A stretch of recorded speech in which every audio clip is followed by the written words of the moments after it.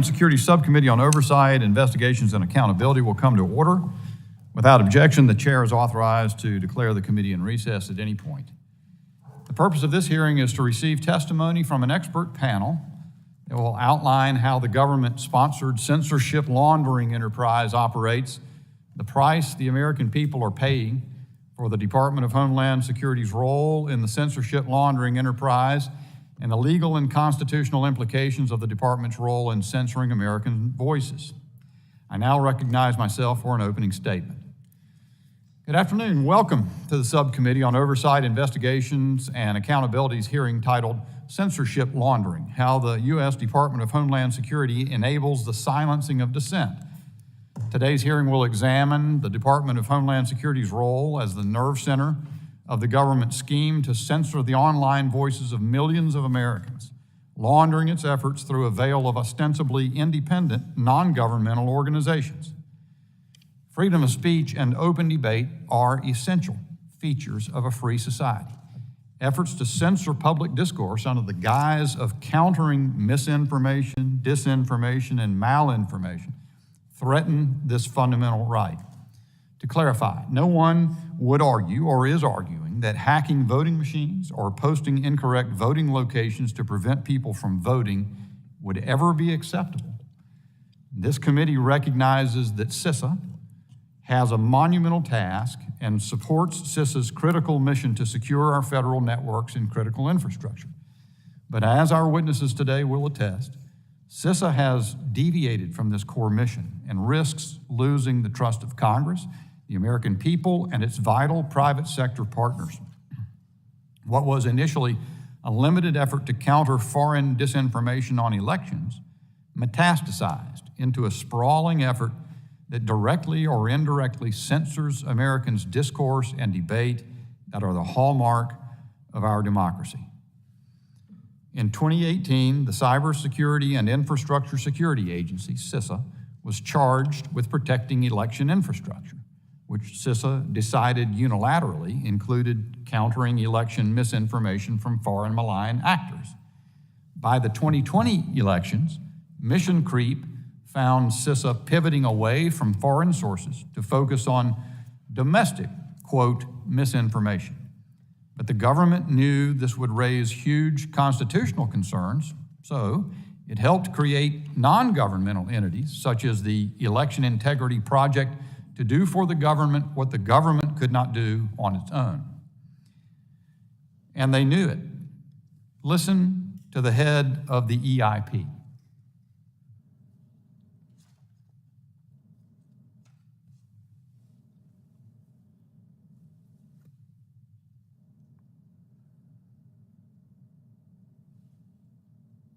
This is not because CISA didn't care about disinformation, but at the time, they lacked both kind of the funding and the legal authorizations to go do the kinds of work that would be necessary to truly understand how election disinformation was operating. So because of the feedback and the ideas from this group, we were able to pull together pretty quickly a project between these four different institutions to try to fill the gap of the things that the government could not do themselves. So government supported and funded NGOs to try to fill the gap of the things the government could not do themselves. That is just incredible. In a matter of a few months, CISA helped set up this censorship infrastructure. CISA acted as a switchboard, to use their words, to flag what they called misinformation and notify social media platforms who could independently, they say, decide whether to remove or modify the content. All told, according to one source, during the 2020 election, this scheme resulted in 859 million tweets collected for misinformation analysis, 22 million tweets and retweets categorized as misinformation subject to censorship, 21 Twitter users, Americans, domestic sources, identified and stigmatized as, quote, the most prominent repeat spreaders of disinformation, all of whom, perhaps coincidentally, were on the political right. And it's not just for elections. The same network, using the same tools, censored dozens of purportedly false COVID-19 narratives, many of which have subsequently been acknowledged as being true. So where is this headed? What is stopping DHS from overreaching its jurisdiction again to censor more Americans on whatever it deems critical infrastructure? In fact, who can say that it's not being done right now? We know DHS wants to expand this activity. Just last year, they tried and then retreated under ridicule from creating a disinformation governance board. DHS documents suggest that CISA wants to target issues as wide-ranging as racial justice, the U.S. withdrawal from Afghanistan, the war in Ukraine, and financial markets. The current CISA director has given us a clue as to what the ultimate goal might be. Listen to her.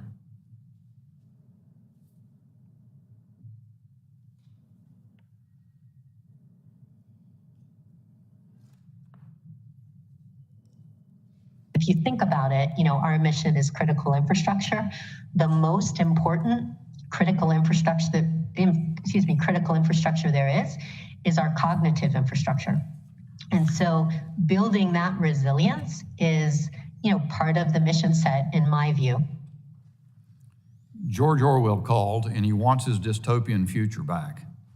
I'm gravely concerned with CISA's efforts in this space. How on earth was this censorship laundering enterprise allowed to metastasize? Where are the civil liberties protectors within DHS, and what are they doing? It is obvious that there has been an abject failure of leadership within DHS to allow this expanded role of this nature to occur. This scheme of censorship by proxy represents an attempt by the government to accomplish indirectly and in secret what it would not have the power to do openly.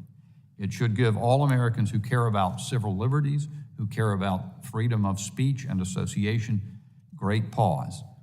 I look forward to the testimony today. I thank you all for joining us. I now recognize the ranking member, the gentleman from Maryland, Mr. Ivey, for his opening statement. Thank you, Mr. Chairman, and I welcome all the witnesses. Good afternoon. I'd like to take a moment to express my condolences for the families of the 8 people who were killed and at least 10 who were injured when an SUV deliberately slammed into a crowd at a city bus stop near a shelter for migrants in Brownsville, Texas. I would also like to acknowledge the tragic act of targeted violence in an outlet mall that left 8 people dead, including 3 children and 7 injured in Allen, Texas. Texas is one of 2 states in the U.S. that has seen 17 mass shootings so far this year. I want to say, with respect to this hearing, I had initially thought that the focus of the hearing would be on, because it is the Homeland Security Committee, dealing with false information, misinformation, disinformation that is aimed at, frequently by foreign parties, but not solely. We have domestic issues as well. Disinformation and false information is aimed at undermining the United States and creating additional problems for the United States to be used against us. Some of that is domestic, certainly with respect to President Trump and the election denial issues. I thought that might be the kind of thing we would talk about since it represented a fundamental threat to democracy. And it's still ongoing. I guess as we saw on CNN last night, he's still saying that he won the election. But from the information standpoint, the lead up to the election was the president at the time and many of his representatives in the White House and colleagues in the Republican Party saying basically that if he lost the election, it would be because it was stolen. And then we know that based on the investigation that's been going on in Georgia and other places, that he called the Georgia Secretary of State, Mr. Raffensperger, and pressured him to find, quote unquote, find 11,780 votes so he could claim victory. And we have other variations of that too. We've got even people here in Congress who can't bring themselves to admit that President Trump didn't win the election, even though they're courts in those states that have already declared that there was no fraud or theft of the election in those states. And we have ongoing variations of that. For example, in Arizona, I guess Ms. Lake is still saying that the election was stolen from her, even though there's clear, according to the officials in the state, that that was not the case. Also, I thought that we might take a look at other issues of misinformation and disinformation. For example, this committee has heard frequent testimony about the issues of the Sinaloa cartel, using misinformation, disinformation, false information with respect to the United States and with respect to migrants who might want to come to the United States, to trick them into thinking that they can come here and find work easily or whatever in order to bring them to the country.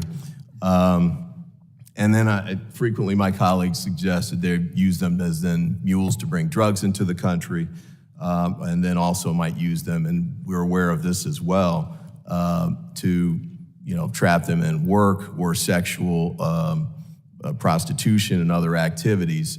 But they're using misinformation and disinformation to encourage them to come. And one of the things that DHS has been, I think, trying to figure out how to do correctly and more extensively is to get the message out to those people in those countries that they shouldn't come to the United States. In other words, to fight against the disinformation that the cartel's pushing.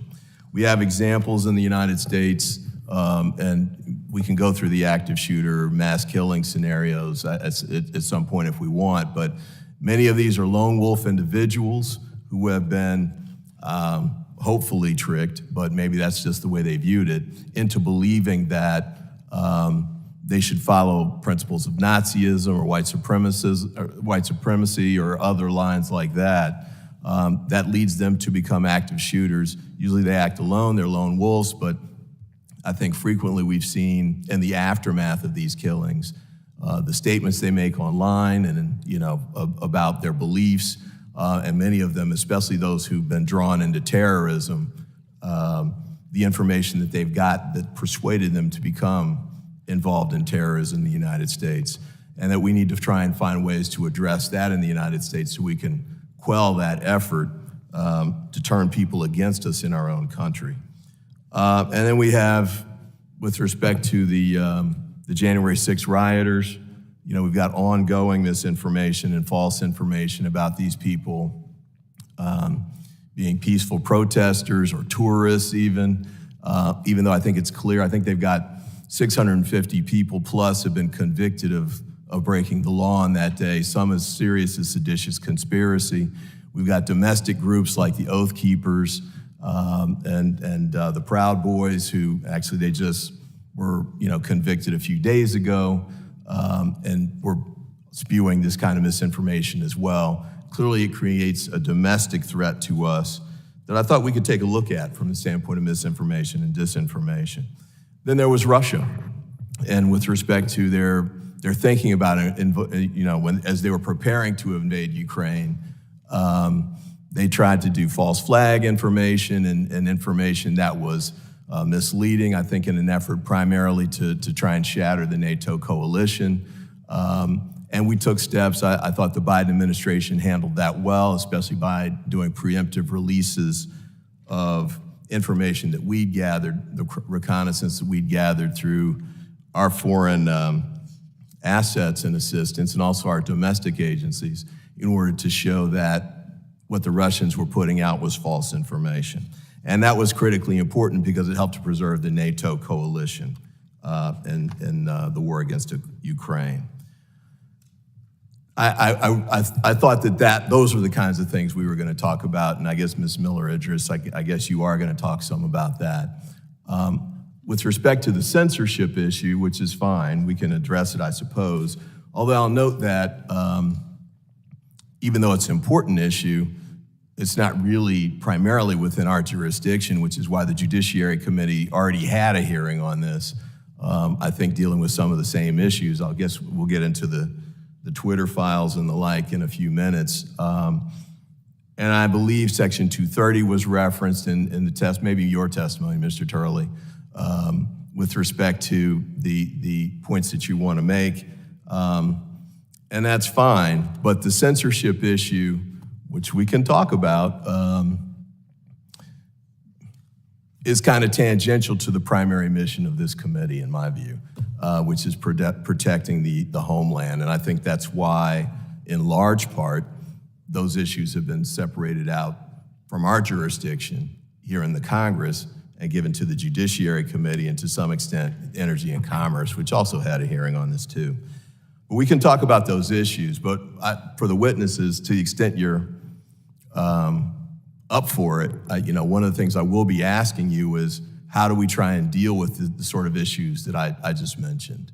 I think, Mr. Turley, you referenced in your testimony, I want to say it was on page 11, that you recognize that there are problems that can come from disinformation. The focus of your testimony and your paper is on censorship, but I do want to hear, though, with respect to dealing with these issues, how do we address those? And some of those could be the same topics that we just raised. I think Ms. Miller-Idris will say, and I share this view, that censorship isn't the way to address those national security issues and domestic security issues. We need to try and find a way to address the misinformation and false information, frequently by using counter pushes on information and the like, which I thought was what the board was set up to do. And we'll talk about Nina Jankowicz at some length later in the hearing today too. But I hope we can talk about those issues as well. Mr. Turley, I don't know if you testified in the Judiciary Committee previously on this issue. You did. Okay. So I appreciate your views on that, and gentlemen, I know you have strong views about what happened to you personally with respect to that issue. But I do hope that we'll find a way to talk about the homeland security angles of these issues and what we need to do to protect ourselves and our citizens from false information that is being used against us as a nation and is creating domestic and foreign relations problems for us. And with that, I yield back. Thank you, Ranking Member Ivey. Other members of the committee are reminded that opening statements may be submitted for the record. I'm pleased to have a distinguished panel of witnesses before us today on this very important topic. I ask the witnesses please to stand and raise your right hand. Do you solemnly swear that the testimony you will give before the Committee on Homeland Security of the United States House of Representatives will be the truth, the whole truth, and nothing but the truth, so help you God? Thank you. Please be seated. Let the record reflect that the witnesses have answered in the affirmative. And I'd now like to formally introduce our witnesses. Mr. Ben Weingarten is an investigative journalist and columnist. Dr. Martin Kulldorff is an epidemiologist and biostatistician and a professor of medicine on leave at Harvard University. Dr. Cynthia Miller-Idris is a professor at the School of Public Affairs and School of Education at American University. Mr. Jonathan Turley is the Shapiro Chair for Public Interest Law at George Washington University.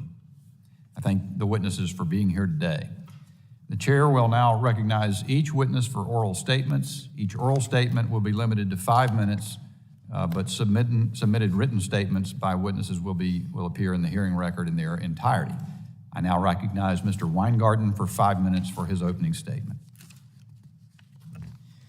Chairman Bishop, Ranking Member Ivey, and members of the subcommittee, thank you for the opportunity to testify. Government's first charge is to defend the life and limb of the governed. DHS and CISA have vital roles to play in this regard. Because their mission is so critical, we are compelled to scrutinize them in good faith. I offer today's testimony in this spirit. Our republic rests on the inalienable right to free speech. That right is under assault by those working to toss their political foes into the digital gulag in defense of our democracy. Disturbingly, the federal government itself appears to be a key culprit.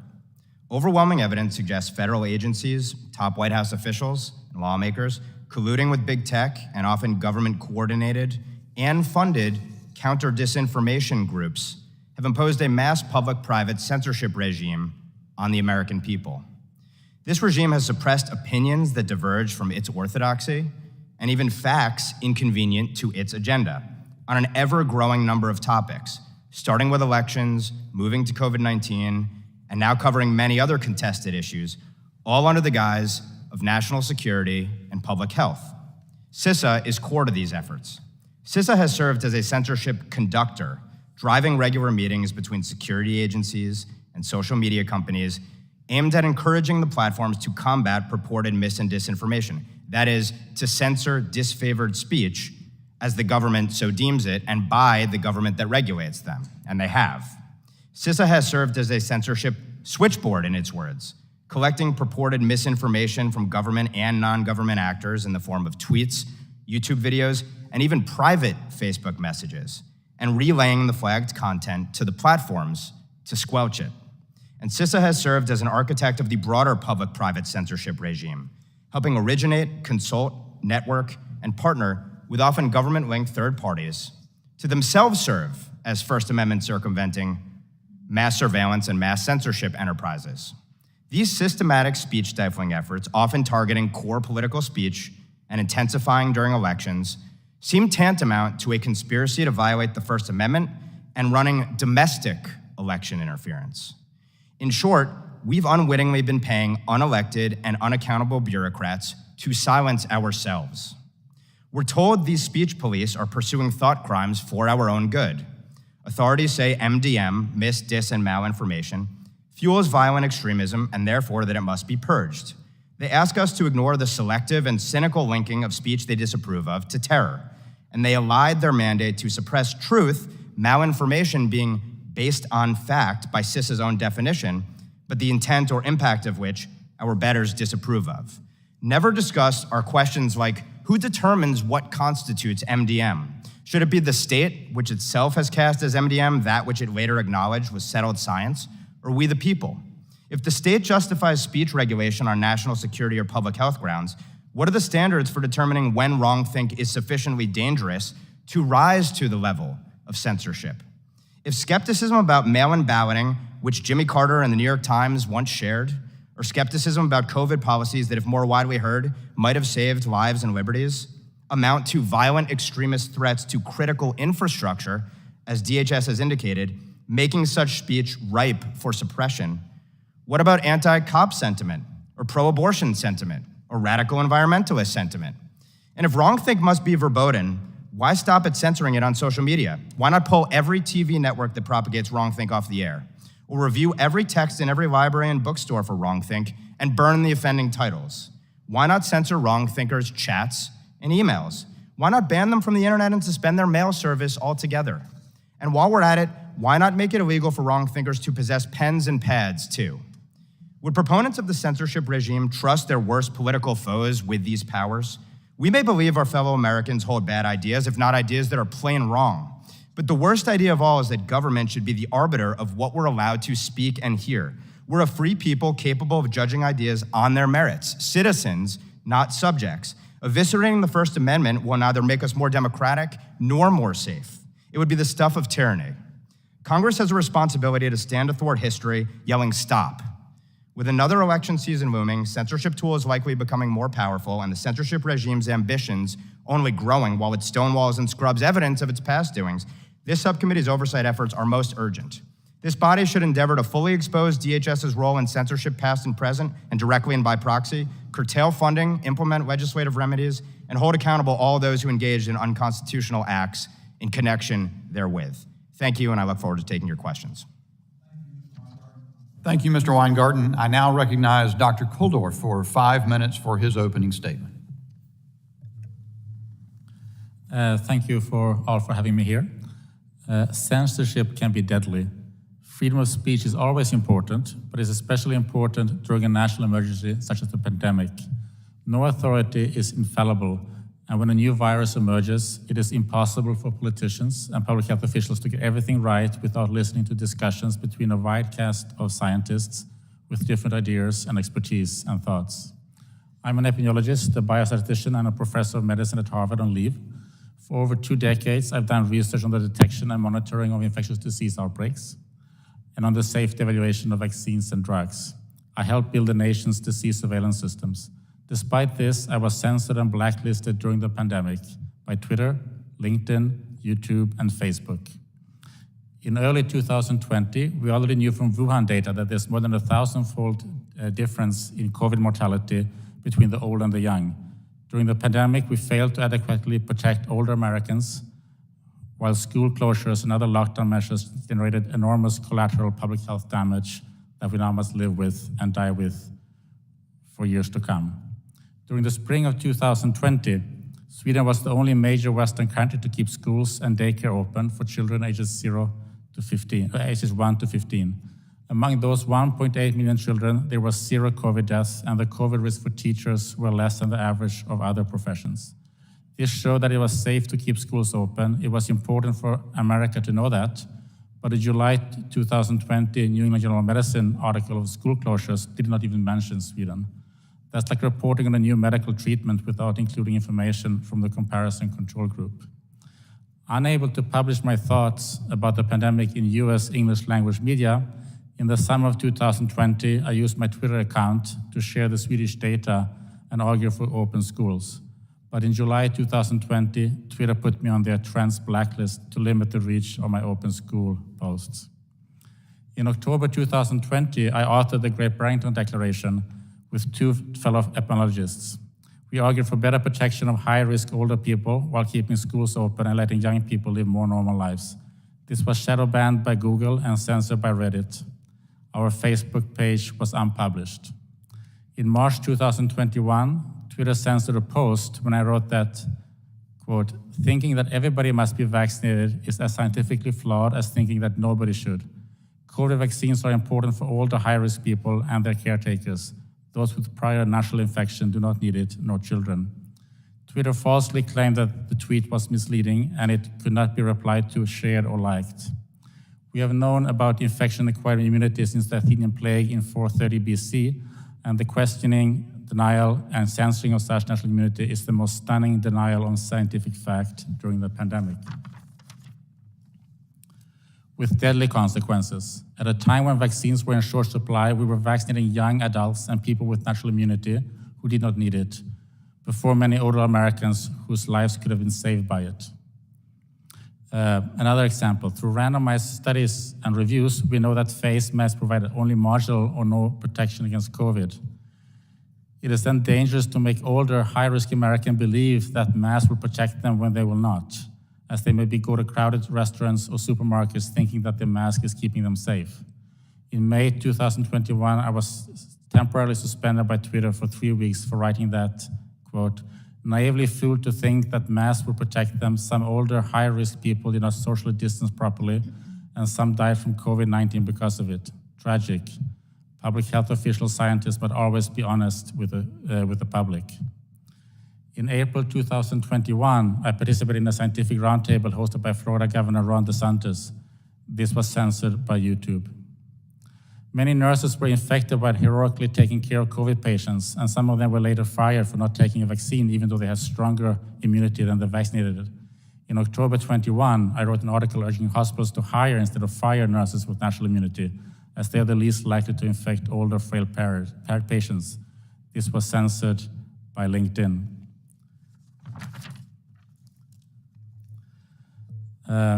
The primary victim of censorship is not me and others being censored, but the public. As politicians, to properly serve your constituents, you have both the right to hear from and the duty to listen to a range of scientists. The public also has that right. Censorship inevitably leads to self-censoring. Some of my public health colleagues did not speak up for fear of being censored, silenced, or slandered like I was. When the Bill of Rights was written, Americans had lived through troubled times. They did not use that as an excuse for censorship. I think they understood that freedom of speech is especially important during difficult times when difficult decisions must be made. I hope that the 118th Congress is just as wise as the first Congress was when it adopted the First Amendment as part of the Bill of Rights. Thank you very much for listening. Thank you, Dr. Goldorf. And I now recognize Dr. Miller Idris for her 5-minute opening statement. Chairman Bishop, Ranking Member Ivey, members of the committee, I'd like to thank you for your service to our country and for calling attention to the critical issue of disinformation. In addition to being a professor at American University, I also direct a research lab there called the Polarization and Extremism Research and Innovation Lab, also known as PERIL. PERIL designs, tests, and scales up evidence-based tools and intervention strategies to help people recognize and reject harmful online content while safeguarding their freedom of speech as an alternative to security-based approaches that rely on surveillance, monitoring, censorship, or banning. We do not teach people what to think. Our work is nonpartisan and rooted in evidence. And our research has demonstrated with consistent statistical significance that people can learn to recognize persuasive and manipulative tactics in order to make more informed choices in their lives, especially online. Over the past 3 years, PERIL has fielded a constant stream of emails and calls from individuals and communities across the country, all asking for help confronting the impacts of disinformation and propaganda in their lives. In Michigan, a grandfather and military veteran wrote to ask what he could do about his grandson who had joined an armed militia. In Texas, faith leaders asked us for ways to support pastors whose congregations were torn apart by partisan polarization and conspiracy theories. In Vermont, a local entrepreneur asked if the school system could help prevent future employees, most of whom he hired from the high school, from espousing propaganda that had become a problem in his staff. These stories illustrate what research evidence has also demonstrated. We face a national crisis rooted in the rampant circulation of disinformation and harmful online content. American communities are coming to us because they feel threatened by online disinformation, and they aren't alone. As the ADL has reported, white supremacist propaganda efforts are at the highest level ever recorded, jumping 38% over 2021 levels, following a pattern of violence that has been escalating for years. The good news is there's a growing body of evidence about what works to equip the public with tools that shore up their own capacity while protecting their right to free speech and reducing the need for security-based approaches. We found that it only takes 7 to 12 minutes of reading one of our intervention guides for its audience to be significantly better informed about harmful online content and the risks of violence, to be more empowered and confident about intervening, to build their own capability to intervene, and to know where to get more help. Importantly, across our work, we found that both prior to and after reading our Parents and Caregivers Guide, Democrats and Republicans did not significantly differ in their knowledge. Republicans scored better, significantly better, 5% better than Democrats did in terms of knowledge of extremism after having read our guide, and members of both political parties reported being satisfied with the guide's contents and equally willing to intervene with a young person. There's also strong emerging evidence that even short interventions can have a lasting impact on local communities. We're currently studying a group of 1,500 parents in 3-month intervals, parents and caregivers, for a full year after reading our intervention tool. 3 months after reading our guide, over 11% said that after the intervention, they either joined or created a group to discuss issues of youth radicalization. 6% of our participants, or about 75 people, told us that within the 3 months after reading our guide, they used what they learned to take direct action to prevent youth from encountering further harmful content. Overall, 3 months after reading our guide, parents and caregivers retained the vast majority of the knowledge and skills they had learned. Taken together, our evidence shows that it's possible to provide communities with tools to be safer online. Parents, grandparents, teachers, coaches, mental health professionals, and others deserve help confronting an unprecedented amount of harmful online content to keep their families safe and protected. We detail several policy recommendations in our written testimony. Most substantially, we would like to see the US government, like some of our allies overseas, create a central, national, nonpartisan center for prevention to help equip local communities with tools, evidence, capacity building trainings about what works.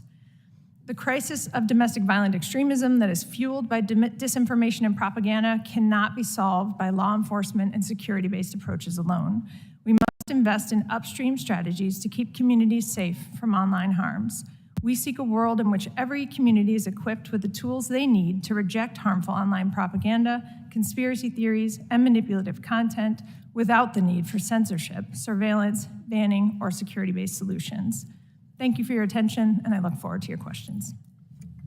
Thank you, Dr. Miller-Idris, and I now recognize Professor Turley for his 5-minute opening statement.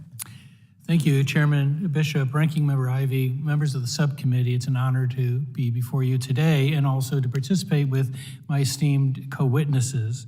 This is obviously a question of tremendous importance to all of us. We all love our country, and I believe we all love free speech. And we have to find a way to talk to each other, to find a way to deal with our rivaling concerns. From my perspective, I've been an advocate for free speech my entire life. Some people have even called me an absolutist of free speech. There was a time when that was a compliment, but I admit that I do resist most efforts to regulate speech. What we have seen thus far, and we've only seen a fraction of the complex of censorship in the US government, is a censorship system of breathtaking size.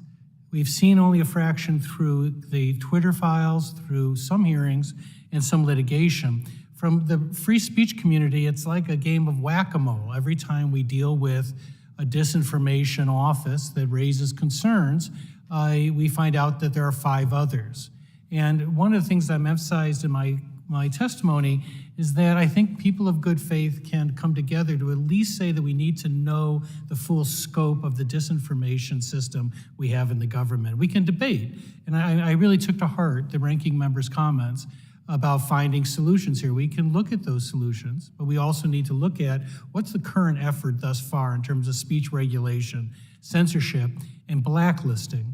Many of these grants, many of these programs are straight blacklisting programs. They are to identify people to discourage, in some cases, advertisers from supporting sites. This is money coming from the US government to support these types of efforts, and that's deeply problematic. Many of these efforts are not just to remove people, but to isolate them.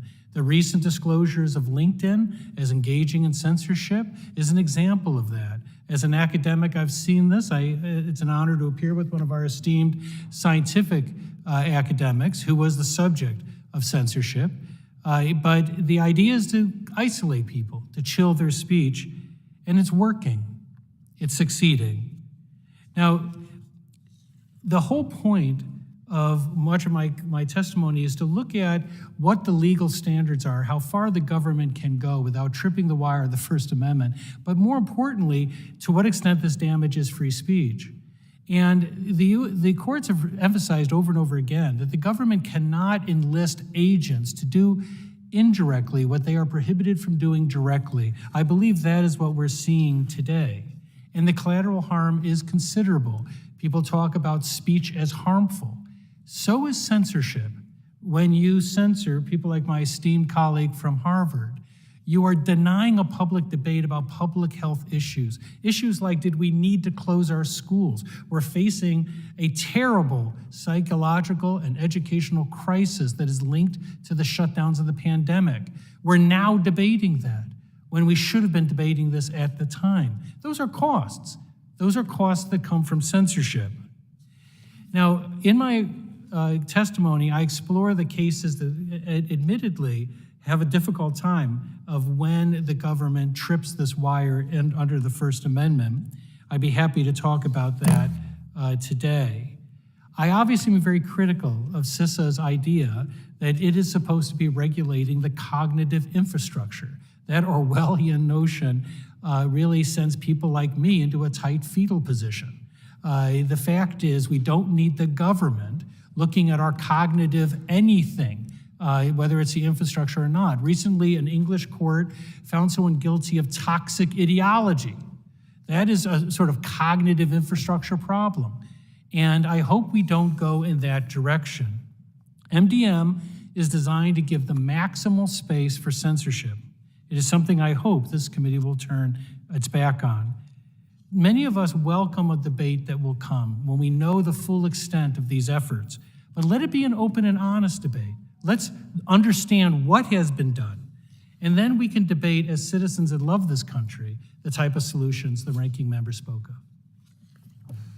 Thank you, Professor Turley. Members will be recognized by order of seniority for their 5 minutes of questioning. An additional round of questioning may be called after all members have been recognized. Supreme importance that CISA had a central role in creating this, what I refer to as the censorship laundering enterprise. You mentioned they convene meetings, going with social media companies and others and other law enforcement agencies. They switchboarded, meaning that requests to censor would come in from other sources, they'd pass them on. They would brief state officials on sort of what's acceptable thought and not, coordinate with public and private sector partners to, quote, build resilience. And maybe you get a chance to ask Dr. Miller-Idris about that topic. And I wonder if you'd elaborate on this one aspect, this coordination with private sector partners. Professor Turley made reference to it. In the article you made reference to, the Siegel Tablet Mag article, it refers to it as the NGO Borg. That is to say, all these acronymed entities. Talk about that, if you would, a little bit. Well, thank you, Mr. Chairman. And, briefly, switchboarding, that concept of receiving purported misinformation or disinformation and then passing it on to a platform and the platform responding and saying escalated and yes, under XYZ policy, we have actioned. We've taken action on this tweet. It seems to me that CISA understood that when it ran up against domestic speech, even though it appears domestic speech was captured in its switchboarding efforts, it recognized that the proper way to do this, in the term that this hearing is used of laundering it, could be better done through outsourcing those efforts, but in close coordination with the government. And so you mentioned before EIP, the Election Integrity Partnership. This is a consortium of 4 outside non-governmental groups. Includes the Stanford Internet Observatory, University of Washington's CIP, the Atlantic Council's DFR Lab, as well as a company called Graphica. Many of these organizations have links and ties to government officials, and essentially what CISA did in conjunction with EIP, and according to EIP officials, with some interns who were both working at CISA while at the same time members of SIO, the Stanford Internet Observatory, was create a platform to pass along purported dis, and malinformation, for this platform to, as shown in that graphic before, collect and surveil tweets, to then, for this platform to pressure social media companies to change their terms of service, and then flag for them specific instances of content they believed ran up against those flags. And consequently, it led to, as shown, 22 million tweets and retweets and such to be labeled misinformation. That phenomenon appears to be, it sort of goes underground, the government censoring effort, and there are a lot of other indications that it's kind of the cracks are being covered. Maybe we'll get a chance to talk about that some more. Dr. Kuldorf, you're an epidemiologist of 30 years experience, 2 decades at Harvard. You are, to me, the epitome of a public health expert. And you made some views, expressed some views on COVID issues, and then you were censored. And CISA may have played a role in that. CISA, one of the connections is this election integrity project, or whatever it's called, partnership, became the Virality Project, which then censored COVID information. So not only were you censored by YouTube and Twitter and the like, there was a government hand in this kind of censorship. Thank you for your role in the Attorney Generals of Louisiana and Missouri's litigation. That is, frankly, to be thanked for the exposure of a lot of this. How does that make you feel that the government was responsible for censoring your views? I think it's stunning. And if you had mentioned this 3 years ago, I wouldn't have believed you that scientists would be censored in this country. Dr. Miller-Idris, you have said one thing I appreciated in your testimony. You said that we should protect people's First Amendment rights as you go about this. How do you propose to do that? Sorry. Thank you for the question. I would say by not telling them what to think, by not censoring them, by not telling people what they should be thinking, but just helping them make better choices about recognizing some of the tricky content that, for example, their kids encounter online. Well, but there's a recognition, the Supreme Court's recognized that there's a First Amendment right of access to information as well as the right to speak. Yeah. If one of your proposals in your policy recommendation list is that you continue to work with the tech sector to remove harmful and dangerous content. If it's content that the First Amendment allows, how could you possibly justify removing it as a government agency? Well, I would say as a government employee or agency or anyone would want to remove criminal content that is incitement to violence, criminal content, something that is inciting someone, that is live streaming the murder of people in a Walmart, for example. That's what I'm talking about when I talk about harmful content. And my 5 minutes have expired, unfortunately. I hope we'll have a second round. Now recognize Ranking Member Ivey for 5 minutes for questions he may have. I'm pretty sure we'll have a second round, whether we like it or not.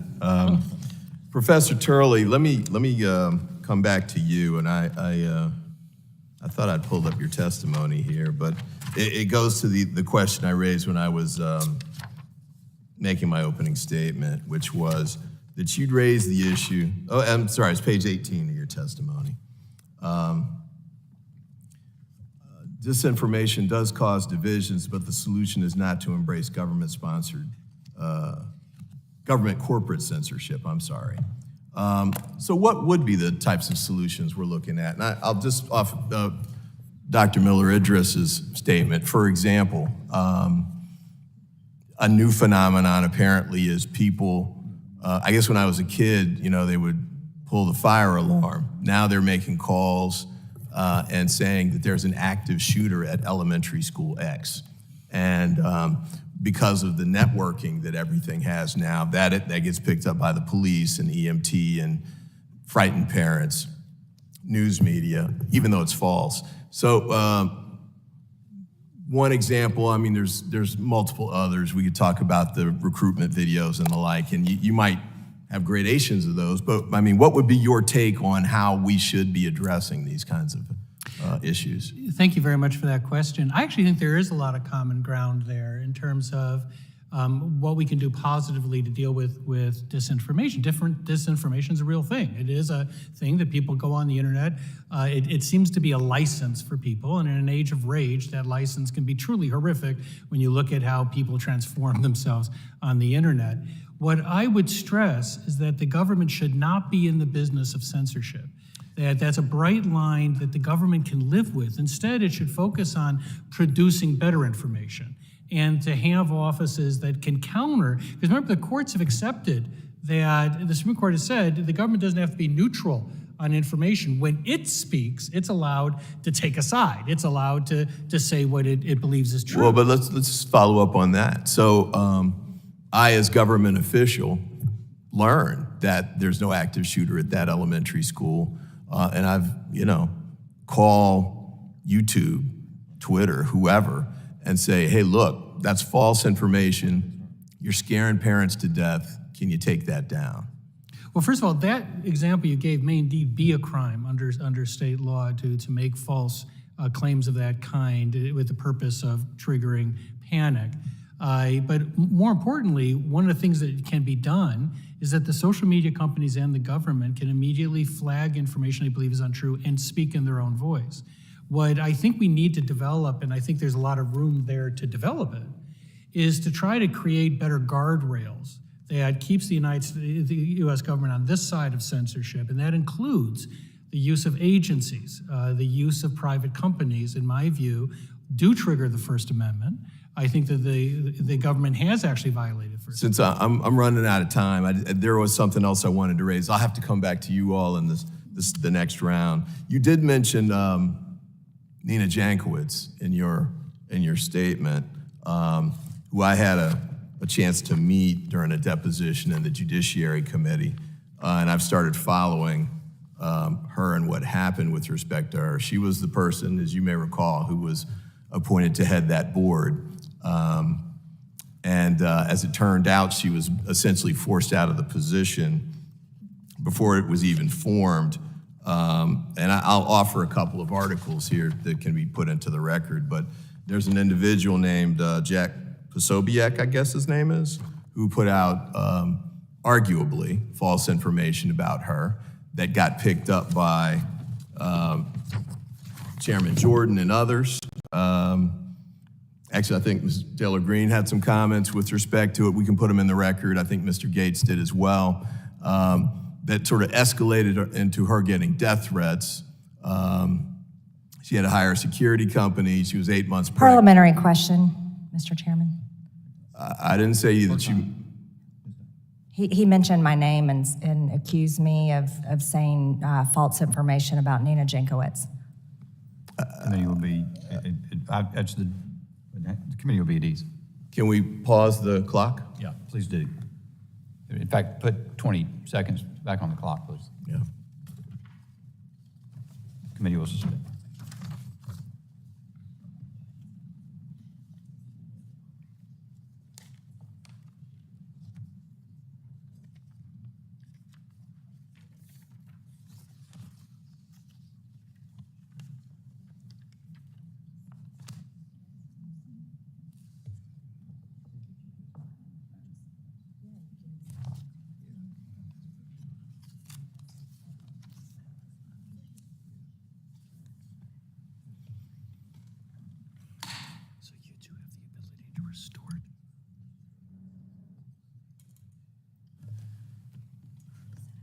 Members are reminded not to engage in personalities, and the gentleman is recognized. Thank you. But members of Congress made comments about her that took on a life of their own. They became viral on the internet, led to the death threats that she got, and still gets, actually, even though she's been out of the position for about a year at least. And I think she's filing a lawsuit against Fox for propagating these stories as well. But you know, she was clearly a victim of, in my view, misinformation, disinformation.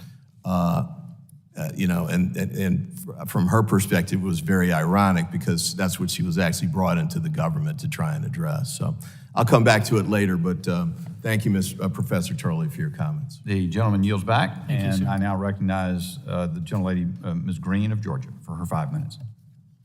Thank you so much, Mr. Chairman. Thank you, witnesses, for coming before our committee today. I am one of those that believe our First Amendment is one of the greatest rights that we have.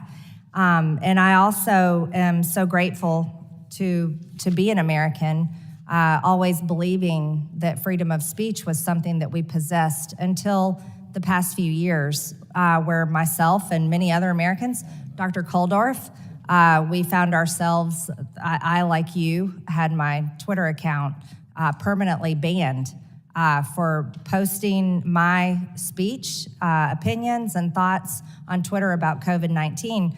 I'm not a doctor or an expert like you are. You certainly are an expert in the field, and it was a shame that you had your speech censored. But it's appalling to me that CISA, which is taxpayer funded by the American people, the same American people that are given the right to the freedom of speech, that are given this great freedom by our founders, had their speech censored.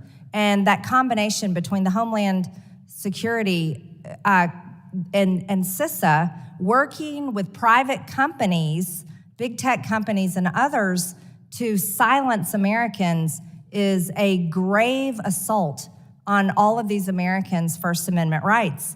So I'd like to ask each of you, Mr. Weingarten, do you believe in the First Amendment? Wholeheartedly. Dr. Kuldorf? I do. Dr. Miller Address? Absolutely. Mr. Turley? I do. Great. Well, it seems that we all share the same belief. I would like to ask, since we're talking about truth and information, given that CISA engaged in this with the Department of Homeland, who is the author of truth? And I'll ask each of you again, who's in charge of truth? Mr. Weingarten. Well, I believe as citizens, we're all entitled to evaluate facts and opinions and decide for ourselves. Mm-hmm. Dr. Kuldorf? Nobody's in charge. It's a collective responsibility. Dr. Miller Address. I agree. There's no truth with a capital T. I think we all need to be equipped with the tools to evaluate evidence and make decisions. Mr. Turley? I agree with all those comments. Great. This is very overwhelmingly fantastic. But I'd like to ask a question, Dr. Miller Address, if I may. You're an expert on so-called right-wing extremism, including online radicalization by right-wing extremist groups. You've written several books on right-wing extremism, including Hate in the Homeland, The New Global Far Right. You're a member of the Southern Poverty Law Center, the SPLC, Tracking Hate and Extremism Advisory Committee. I couldn't find any of your work studying left extremism or Antifa or BLM. I mean, we all know Antifa and BLM riots are responsible for $2 billion on damage across American cities in 2020. And Antifa literally took over Portland and declared their own autonomous zone. So I'm just wondering, how do you consider your organization, Peril, and a good source of informing people on what they should believe and not believe when you do no study whatsoever into left extremism? Thank you for the question. I'm an expert on the far right because I spent the first 20 years of my career working in Germany in the post-Holocaust, post-unification surge of far right extremism. And I know you have a hearing on Tuesday on far left extremism. Yeah, but Dr. Miller, just to let you know, this is America. We're not Nazi Germany. Yeah, I absolutely right. But that's how, when I pivoted here, the first time I was asked to testify was about that evidence that I had learned from what Germany had been doing, and then that became relevant here for policymakers. But we don't, first of all, just to respond to your query about what we teach people, we don't teach people anything. We're just looking at helping them understand what the tactics of manipulation are online so they can make better decisions. We have experts who do work on environmental extremism. We have experts who work on Islamist forms of extremism. But because both under the Trump administration and the Biden administration, the emphasis has been right now on the greatest, most lethal threat, which has been determined to be far right, meaning white supremacist extremism and unlawful militias. Well, Dr. Miller, just real quick, I'm out of time, but would you consider Trump supporters extremists? We are worried about violent extremism, so that to the extent, not about what people believe, but to the extent that they are moving toward violence. Trump supporters specifically. If they're calling for violence, it doesn't matter to me who they support. Haven't seen any. By the way, there's a great rally in Iowa this weekend. If you want to study people on the right and what they believe, you'll find secure borders, freedom of speech. Gentlewoman's time. No crime. Thank Gentlewoman's you. time I has yield back. expired. I recognize Mrs. Ramirez for her 5 minutes of questioning. Thank you, Chairman and Ranking Member Ivey. I have a couple of comments for Dr. Miller Idris, but I want to come back real quick before that to something I heard a couple of my colleagues mention. And this question is for Dr. Koldorf. I heard that it was referred that you too have been censored by CISA, and sharing that concern that both of you are censored. Could you give me examples of how CISA has censored you? I was censored by Twitter, by YouTube, by LinkedIn, Facebook, and Reddit. They don't tell who is behind it. So sometimes they don't say anything. Whatever I say sort of just disappears. Sometimes one gets a note saying something of the style of it goes against our standards, but they never tell. They never told me, the person being censored, who was behind it. So, Doctor, just for record here, I think on record here, Cybersecurity Infrastructure Security Agency, you have no evidence that they censored you. You were told by Twitter and other social media outlets that you were not allowed to continue posting these things, but CISA itself, there's no evidence, was censoring you, correct? They yes never or no? They never disclosed who sort of was behind it or what was behind it. Okay. Well, thank you. I just wanted to make sure that that was on the record, that CISA itself had not censored you. There's no evidence of that. So I want to come back, Dr. Miller Idris, to the work that you've been doing, your work on disinformation and the role of hate and community violence. Look, it could not be happening at a more urgent time. We talk about the border here, we talk about children, families, people seeking asylum, and there's all sorts of things that are said about them. And just a few days ago, someone senselessly drove their car into a group of migrants outside of a shelter in Brownsville, the same border that my mother crossed pregnant of me. A witness of the horrible scene heard the attacker make anti-immigrant remarks after he initially tried to run away after pulling his car into people, killing several and injuring more. There isn't always a written manifesto to directly point to when it comes to extreme hate, but we know there's a troubling connection between spreading hateful ideas and extreme violence that destabilizes entire communities. And the cost for this could be human lives. In your testimony, you shared that pace, scope, and scale of violent extremism have probably increased and are escalating rapidly due to propaganda, conspiracy theories, and disinformation. Is that correct? Yes. What kind of impact does spreading propaganda and disinformation have on vulnerable communities, such as immigrants and asylum seekers? The impact on vulnerable communities, of course, is to terrorize them, right? So we saw that in Buffalo, we've seen that in Pittsburgh, we've seen that in record-breaking anti-Semitism and attacks on the LGBTQ community. With every vulnerable community, essentially, we're seeing spikes, surges, or record-breaking hate. Hate crimes are higher than they've been in well over a decade.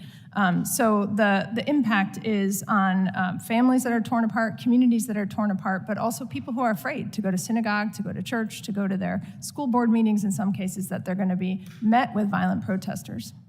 Thank you. And there's this extremely disturbing rise in people who commit extreme violence that cite the Great Replacement theory, which, to be absolutely clear, is a white supremacist conspiracy theory that alleges that white people are being replaced by Black and brown people, including immigrants. In your opinion, what are the most effective strategies for countering conspiracy theories like the Great Replacement theory that promote deadly violence and are frequently a source of inspiration for people who commit horrific violence in our communities?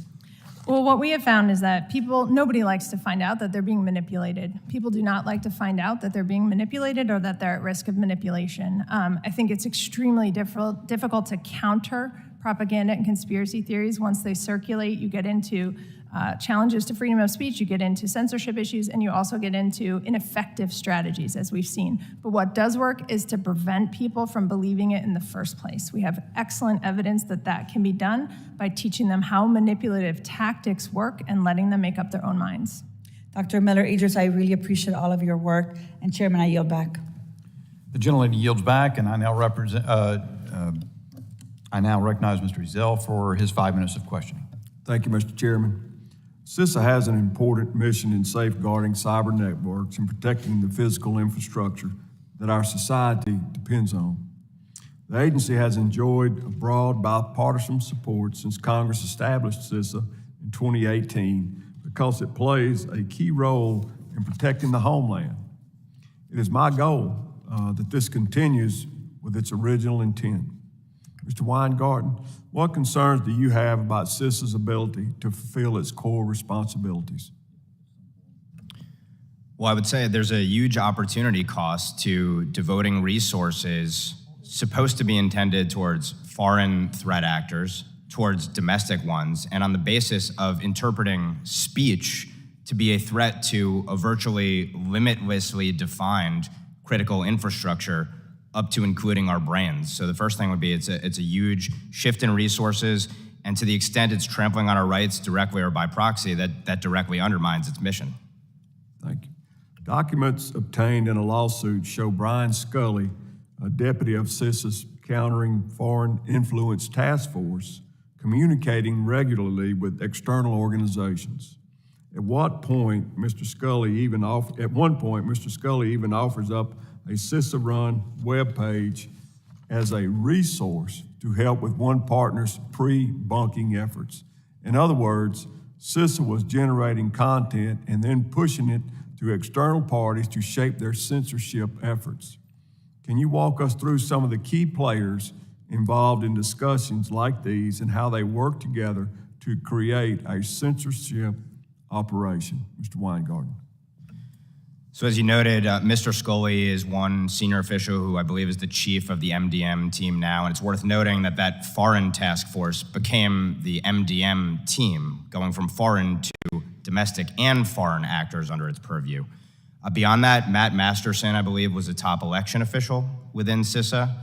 He ultimately would end up, I believe, becoming maybe a non-resident fellow at the Stanford Internet Observatory.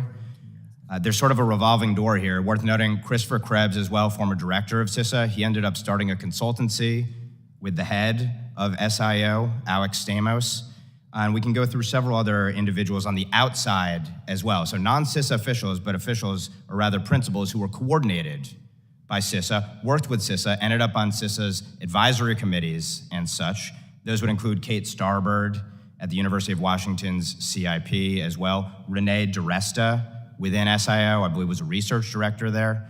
She had direct ties to CISA advisory committees as well. So there's a slew of people, and it's sort of a revolving door, and it starts to blur the line between public and private. Thank you.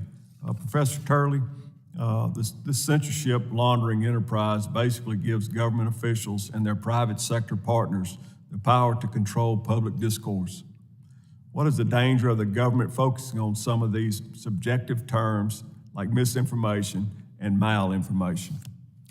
Well, the danger is significant. You have terms like malinformation. It starts out by saying the information may be true, but we're going to target that information because it's being used to manipulate others. Statements like that are really quite chilling for all of us that value free speech. And the question is, should the government be in that business? But it is in that business. I mean, in terms of the two legal issues that we look at, these are government agents who are acting. So we don't even have to get into the question of whether there's an agency relationship with private companies. There are government officials who are taking these acts and actively participating in what is the largest censorship system in the history of this country. And then second, you have private actors who are being used by what I call censorship by surrogate.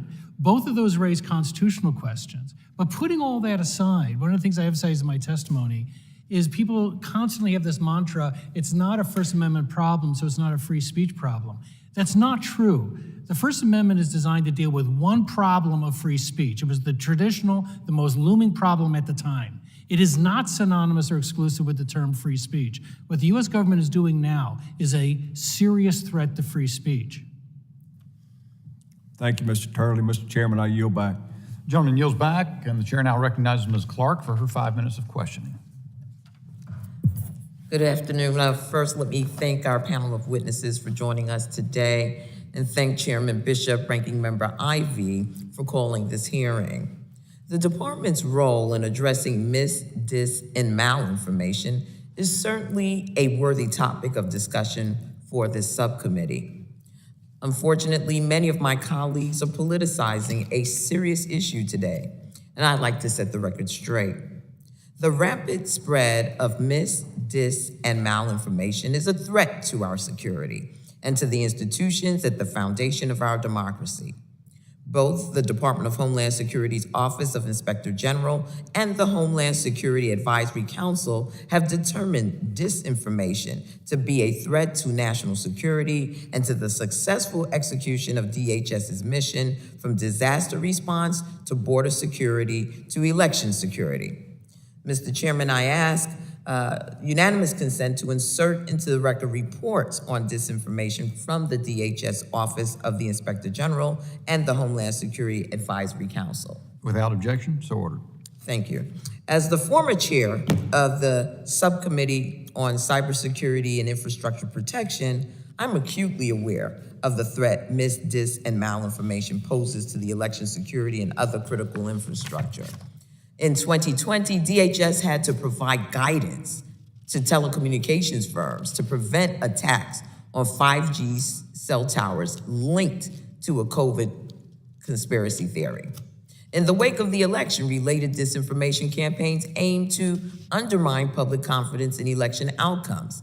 CISA established rumor control to serve as a trusted source of election information. Suffice it to say, the threat posed by disinformation is real, and we have to take it seriously. Dr. Miller-Idris, I thank you for your testimony today and for your leadership in developing mechanisms to combat disinformation. Would it surprise you to learn that the intelligence community had referenced misinformation or disinformation as a threat to national security in every worldwide threat assessment except one since 2016? No, that does not surprise me. Mr. Chairman, I ask unanimous consent to insert into the record the worldwide threat assessments from 2016, 2018, and 2023. Without objection, so ordered. Thank you, sir. I'm concerned that my colleagues are attempting to make a real discussion about combating disinformation so politically toxic that no one will touch it. And what kind of threat does that pose to our national security? Well, I yield back. The gentlelady yields back, and I now recognize Mr. Strong for his 5 minutes of questioning. Thank you, Mr. Chairman. I'd like to remember those that are defending America's southern border as we're a matter of hours from not an insurgent, but an all-out invasion of tens of thousands of illegal migrants, to name a few, from Mexico, Guatemala, Honduras, El Salvador, Cuba, Haiti, Iran, Russia, and China too. While fentanyl, heroin, cocaine, marijuana continues to pour into America, and the Secretary of Homeland Security continues to testify and spew that on every network he has operational control of the southern border. As this administration struggles to admit that their policies created the southern border debacle that will soon unfold before the world's eyes, the fact is President Donald Trump's policies worked and America was protected. Thank you again for being here with us today. The Cybersecurity and Infrastructure Security Agency, or CISA, was originally formed under the Trump administration to reduce and eliminate threats to U.S. critical physical and cyber infrastructure. It's hard to believe the agency has gotten so far away from its original mission. This shouldn't come as a surprise if you recall CISA Director Jen Easterly's view on CISA's mission, which Chairman Bishop just reminded us of. In August of 2021, she said, one could argue we're in the business of critical infrastructure, and the most critical infrastructure is our cognitive infrastructure. The director of CISA, whose mission is to protect and secure our country's sensitive infrastructure, is more worried about policing America's thoughts than cyber attacks coming from China and Russia. Much of the public information regarding CISA's censorship activities is only known because of the Missouri versus Biden lawsuit and the release of internal communications from Twitter after it came under new ownership. One such revelation includes that there is a formalized process for government officials to directly flag content on Facebook and Instagram and request its removal or suppression. I have an image that I would like to put on the screen.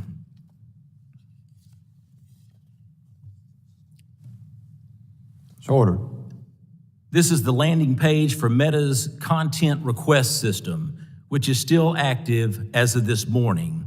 You must have a government or law enforcement email to use. Yet CISA officials maintain that they, and I quote, don't flag anything to social media organizations at all. We don't do any censorship.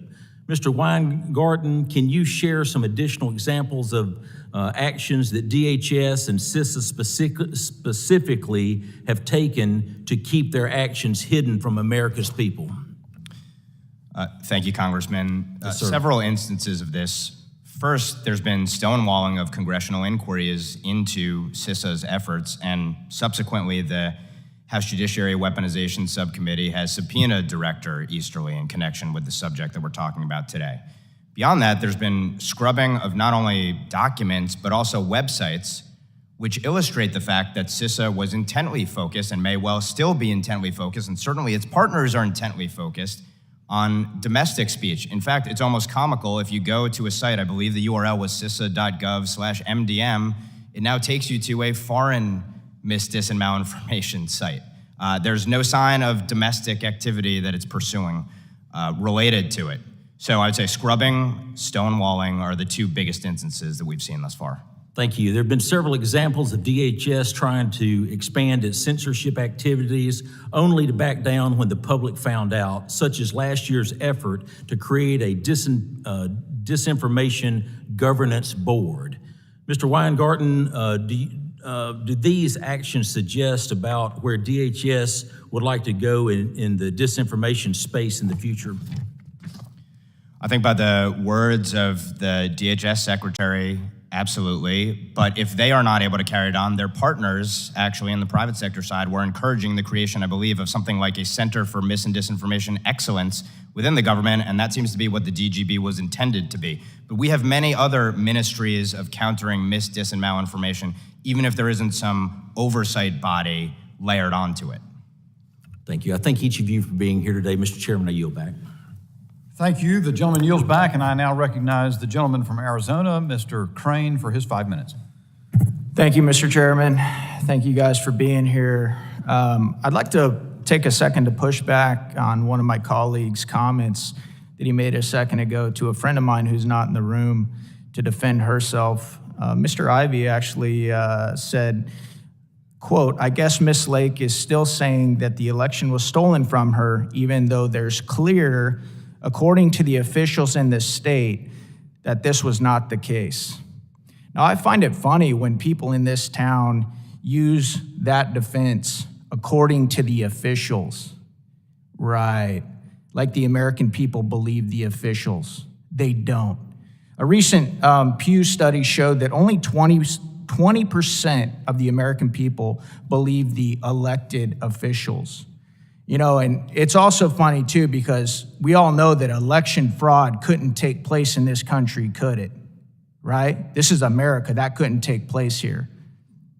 Will the gentleman yield for a question? Just recently, we're finding out that this president, this commander-in-chief, has used his position and influence for years to funnel millions of dollars to his family. That's something I also thought I'd never see in this town. Will the gentleman yield for a question? question? No, I will not. No, I will not. I mean, you did invoke my name. Well, I actually quoted you, so I will not. All right. Though I don't agree with Mr. Ivey's comments, I'm glad that he's allowed to say them, because I do support the First Amendment. I support his First Amendment. I support everybody in this room's First Amendment. And you know what? You know what's important about supporting the First Amendment? It's most important when you disagree with people. That's really the only time it's important, because when we don't agree, everybody supports the First Amendment when you agree with somebody. And it's interesting because I was listening to the panel up here, and we went down the line, and everybody here said that they support the First Amendment.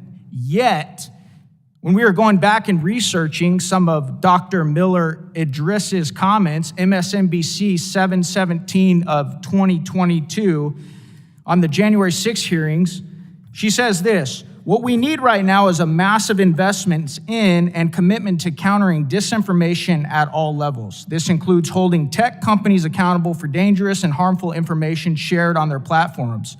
She goes on to say, "It requires strategies to prevent public and elected officials from sharing disinformation or trying to undermine our elections and the peaceful transfer of power.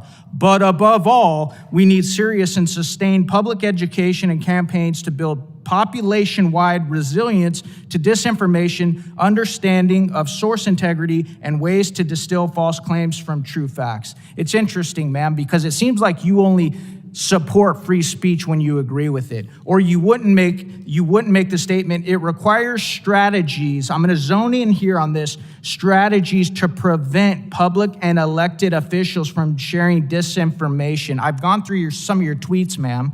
Whether we're talking about COVID vaccines or, far-right extreme groups, there's a lot of things that you and I would disagree on. As a matter of fact, there's a lot of things that people sitting on your left and right would disagree on. But you think that we should stop them from being able, according to your own quote, according to your own words, that we should stop them from being able to say that. And that's a problem, man, because I'll tell you again, the most important time to support somebody's free speech isn't when you agree with them. It's when you disagree with them. And ma'am, I hope that you and others that think like you are not successful, because I fought really hard to make sure that my kids and hopefully someday my grandkids don't live under communism or socialism or some other tyrannical dictatorship.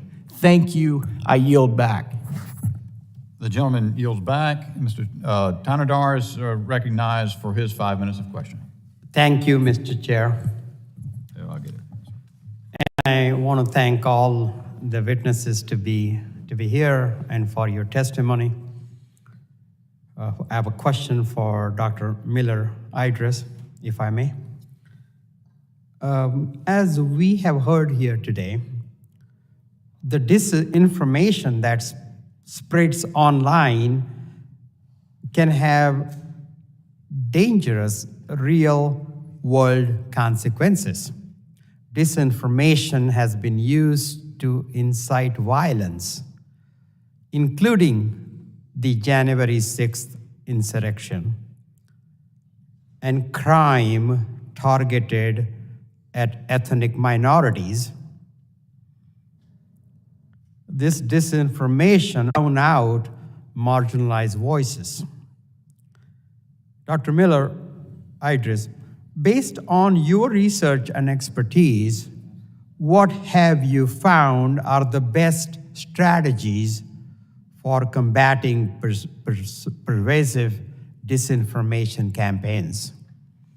Thank you for the question. What we find in the evidence is that the best way to work to combat disinformation, if you will, is to prevent people from making the choices that would lead to the spread of that to begin with. So we focus on teaching people about manipulative tactics, regardless of the content, and also about recognizing sort of warning signs in their loved ones, regardless of the ideology. So for example, one of the things we hear from our focus groups is that young people have been saying in classrooms things like, there is no political solution, right? That comes from the left, that comes from the right.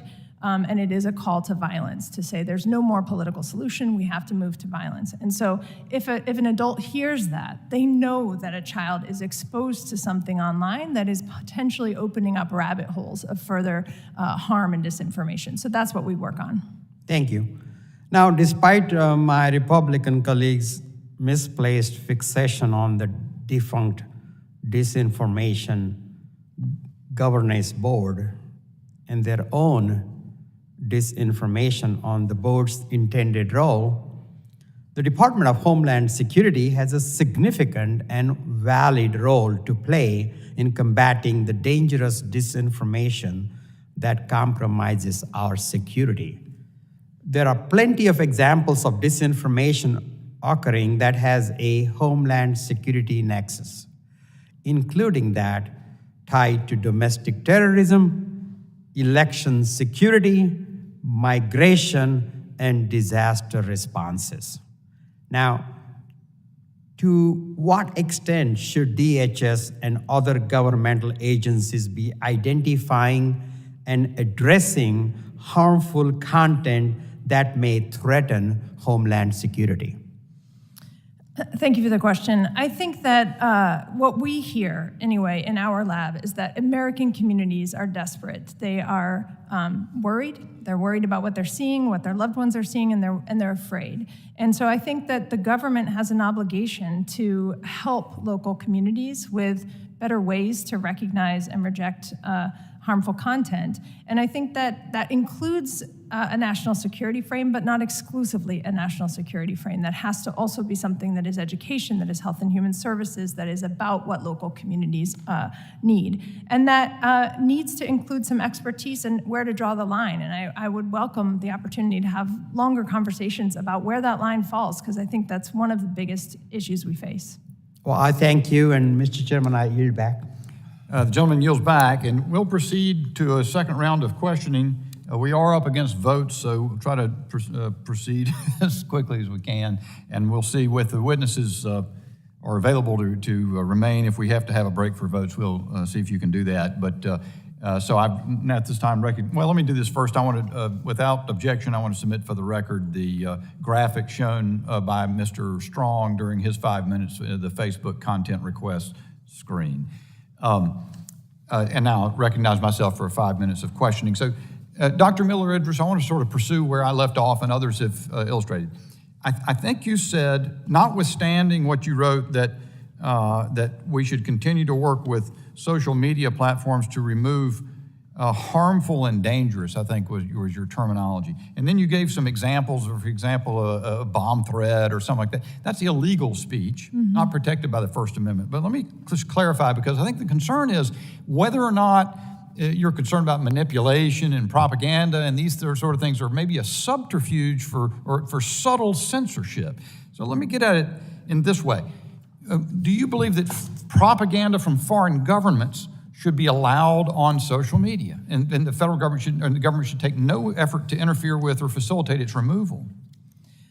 I believe that if there is disinformation circulating from foreign governments that is intended to harm our democracy, that should be removed. That should be removed. Are you a lawyer?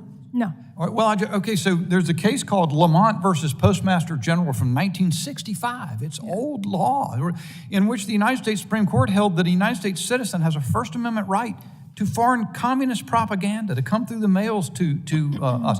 Do you think communist propaganda might be harmful?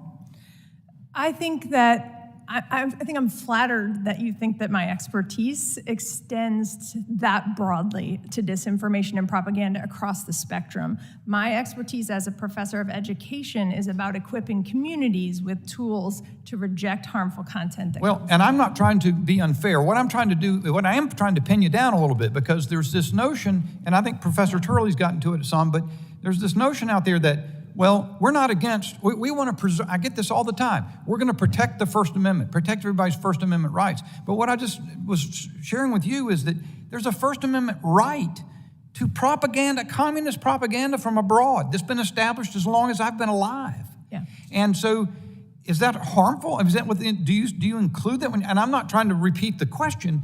I am trying to say this. If you're trying to, you say you want to teach people what is manipulative and not to be manipulated, I have no problem about that. But you also are proposing to this committee that there's a massive government investment. Government should invest in you, frankly. Well, let me ask you this. You are funded by the Department of Homeland Security, right? Is anybody else here, by the way, funded by the Department of Homeland Security? You have funding from the National Science Foundation, is that correct? I did. You did? Okay. Anybody else? The government, I think what concerns me is you seem to think that you are the right arbiter to decide what is misinformation, malinformation, which is actually true but somehow being misused for harm. Yeah. How do you arrogate that? I mean, I don't know if it's the wrong term. How do you assume that you should be the arbiter? With respect, you are on the left. There's a tweet from a couple days ago where you're talking about whiteness and how the Irish were not white and then became white. I mean, it seems to me to be fairly extreme, even by the standards I hear from my colleagues in the Democrat.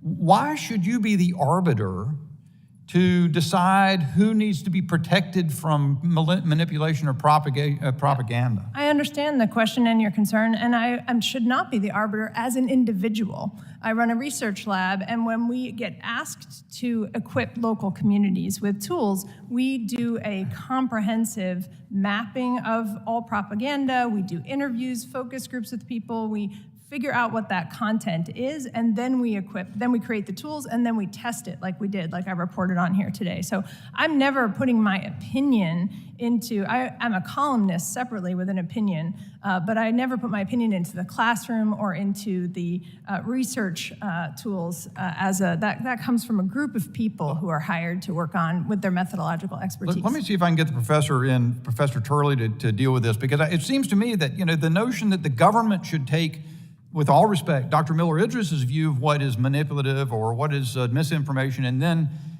have that sort of spread out to the public to teach them to be prepared is a recipe for disaster. Can you speak to that, Mr.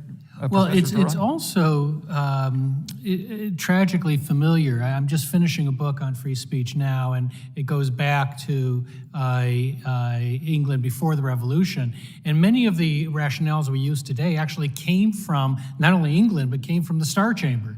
The Star Chamber was used to prosecute sedition, and they came up with this idea that there's, quote, bad tendency speech, that there's some speech that has a bad tendency.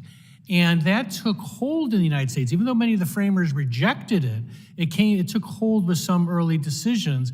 Holmes is a good example of losing his mind by talking about crying fire in a crowded theater, which he regretted. And that decision was later rejected by the Supreme Court.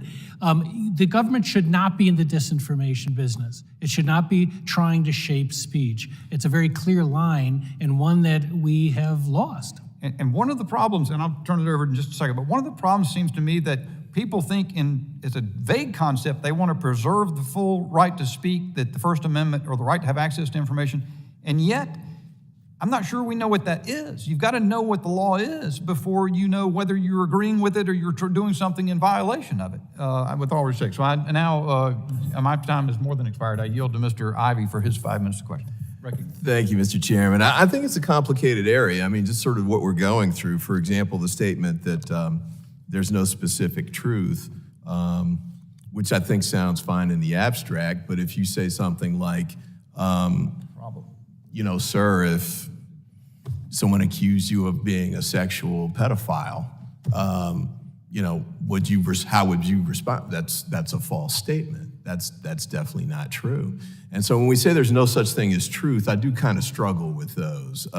With the issue with respect to elections, Mr. Crane's gone. We had a chance to chat a little bit outside, but just briefly, and I'll come back to this point, I did want to note that he mentioned public officials aren't trusted, but only public official can certify elections. So, you know, if there's no public official in Arizona that's going to say the election is accepted, it's usually the Secretary of State.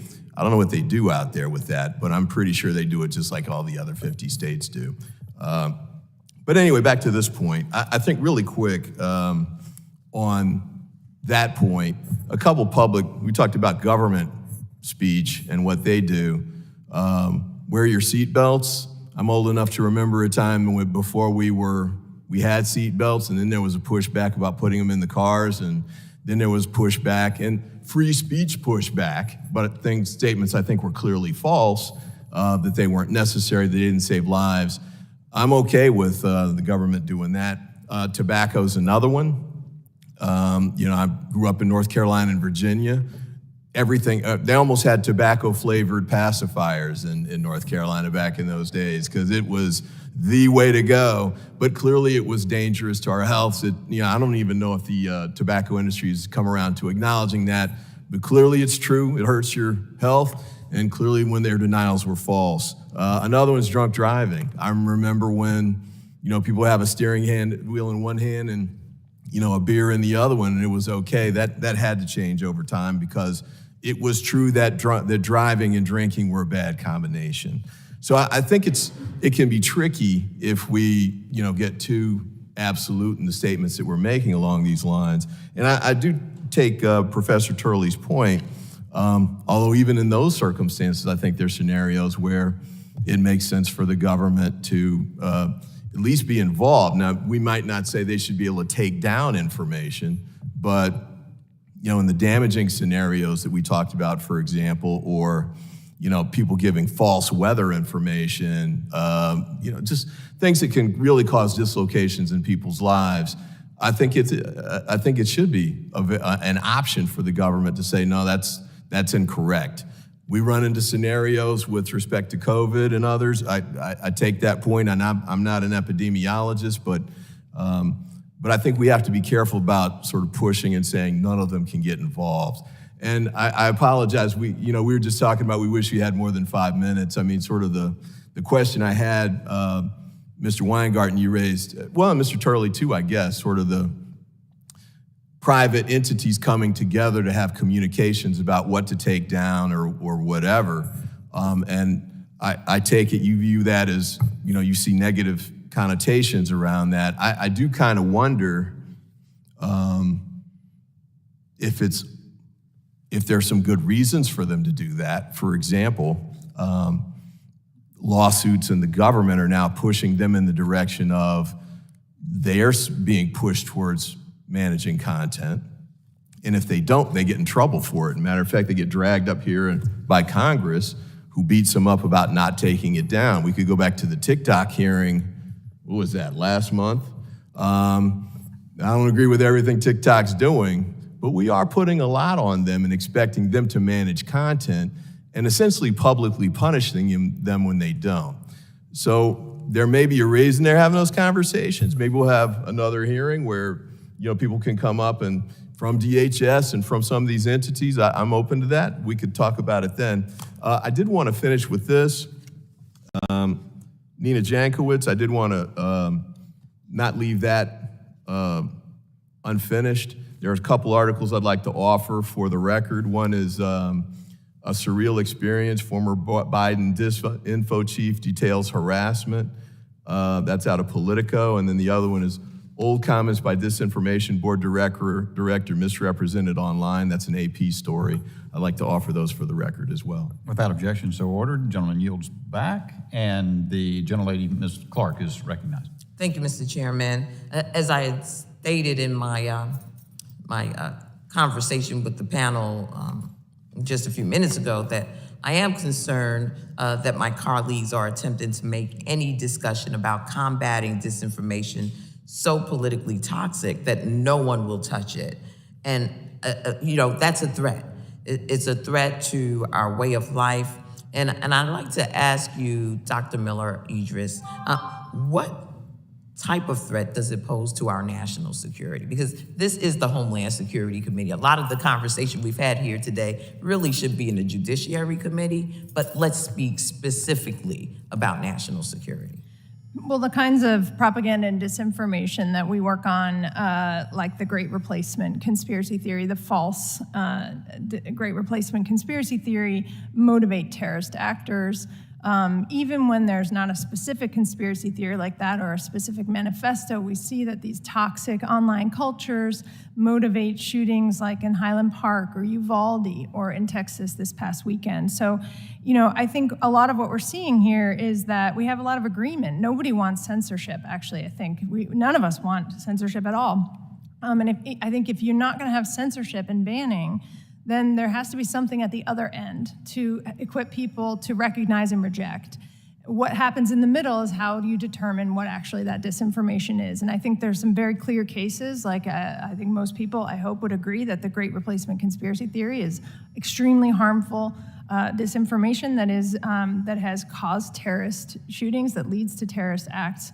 And I hope that we can get some help from the government for the communities that keep coming to us desperate for help, because I really feel bad for them, and we're trying to equip them with better tools.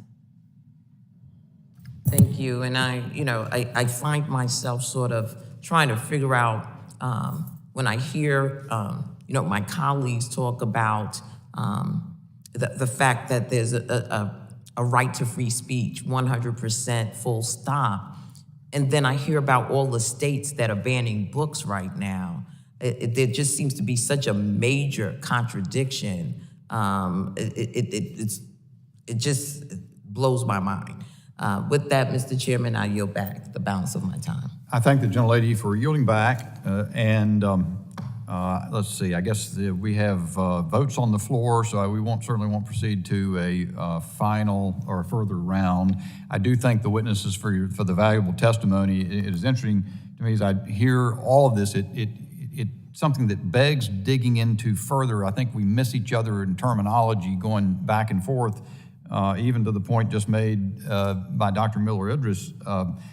If someone advocates what did you call it? A great replacement theory.